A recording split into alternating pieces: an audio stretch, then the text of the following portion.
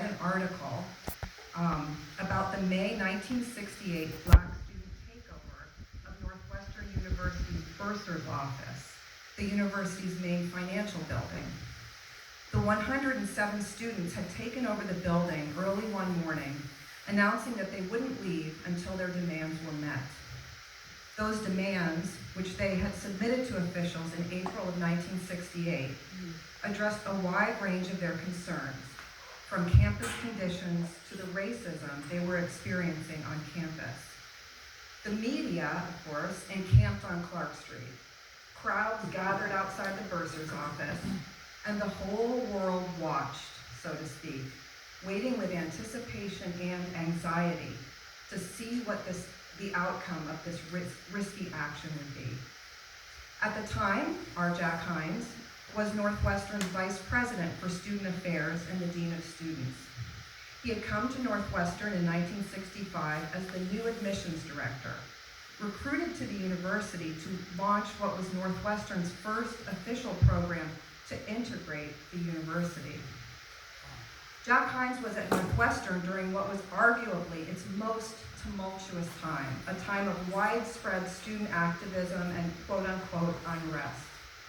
During the takeover, he served as the main negotiator with the students, and it was largely owing to his approach that the takeover ended not with the students being brutally ejected by police force and the use of tear gas, as a similar student occupation at Columbia University had ended just 10 days before Northwestern students took over the bursar's office.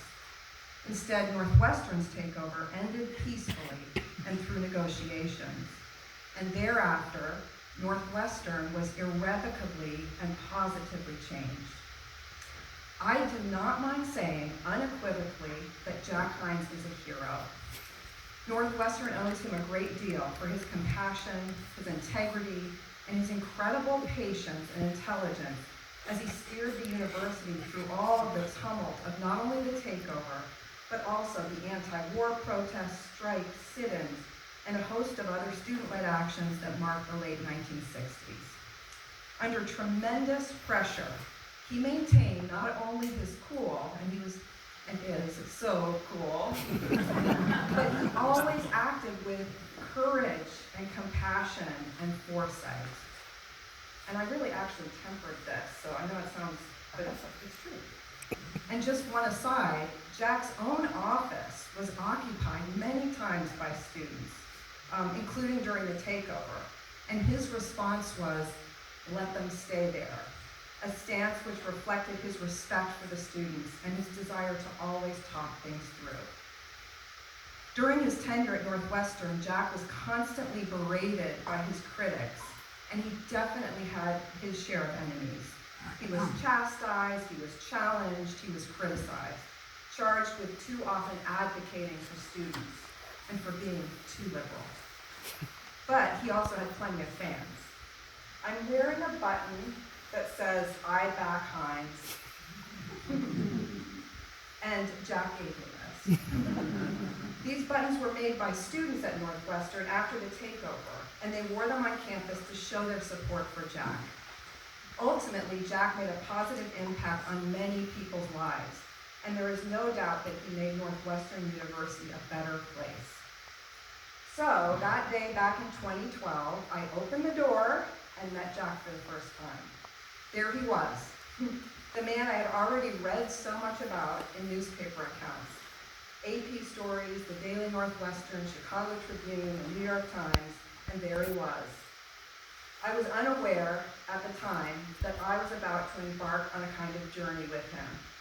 A series of 3 interviews, endless questions and answers, conversations and reflections, all leading up to what would soon become not an article, but a book.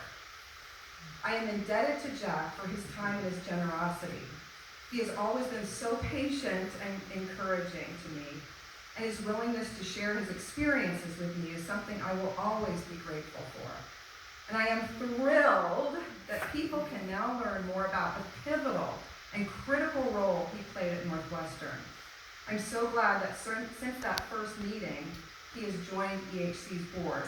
And over the years, I've gotten to know Jack he is still the same incredible, compassionate person that meant so much to so many people during such a dramatic time. So, the book.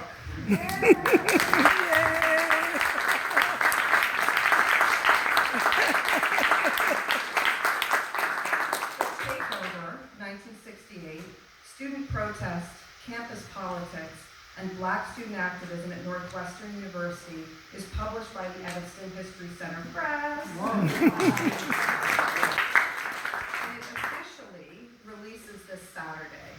The book chronicles the takeover, what led to it, and what transpired in its aftermath. And as readers will find, Jack Hines is one of the main characters. I'm still trying to get him to decide who will play him in the movie. And so we're going to be hosting an official book launch event, but this is a surprise for Jack. Now I'm happy to present what is the first copy to Jack Hines with many thanks.